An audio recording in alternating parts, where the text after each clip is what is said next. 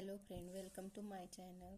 आज आपण स्थानिक किमतीची बेरीज व अंकाच्या स्थानिक किमतीतील फरक पाहणार आहोत. काल आपण 2 अंकी 3 अंकी अंकांची स्थानिक किंमत पाहिली होती.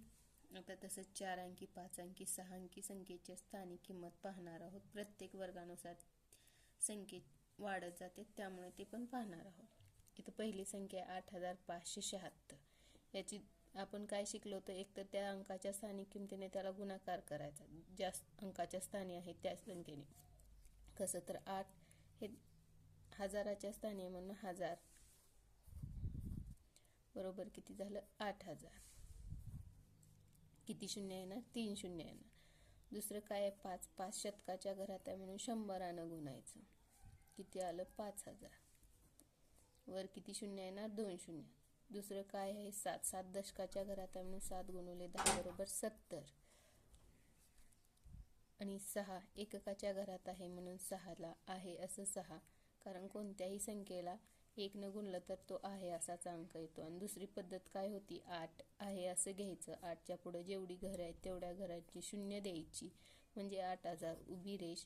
5 घ्यायचं, 5च्या पुढे किती घर आहेत तेवढ्या शून्य द्यायच्या उभी रेष. 7 7च्या पुढे एक घर आहे म्हणून 1 शून्य 606.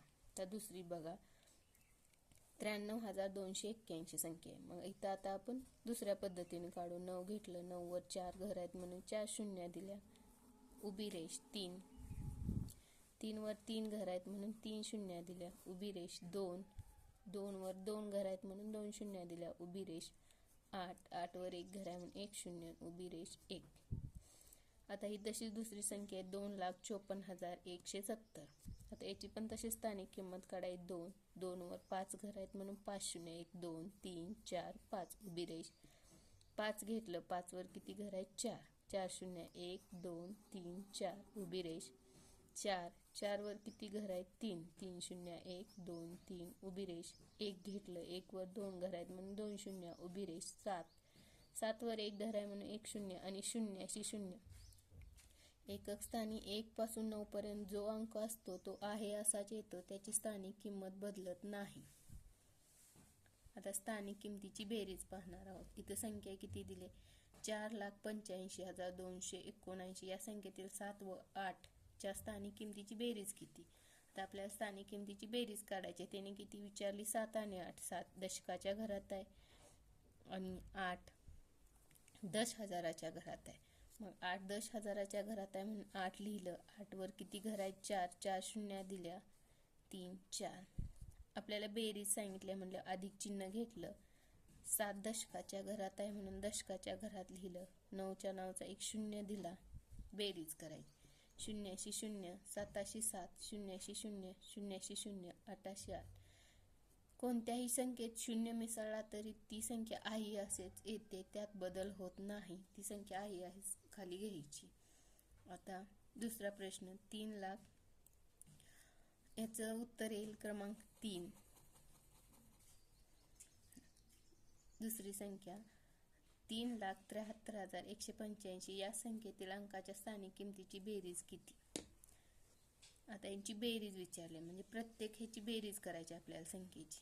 तर किती 3 आहे असं 3 वर किती शून्य आहे त्या 5 शून्य 1 2 3 4 5 अधिक 7 7 7 आहे असं घ्यायचं. 7च्या पुढे किती शून्य येतात 4 शून्य 1 2 3 4 अधिक 3 घेतलं. 3 कोणत्या घरात आहे हजाराच्या. 3 वर 3 शून्य 1 2 3 1 100च्या घरात आहे.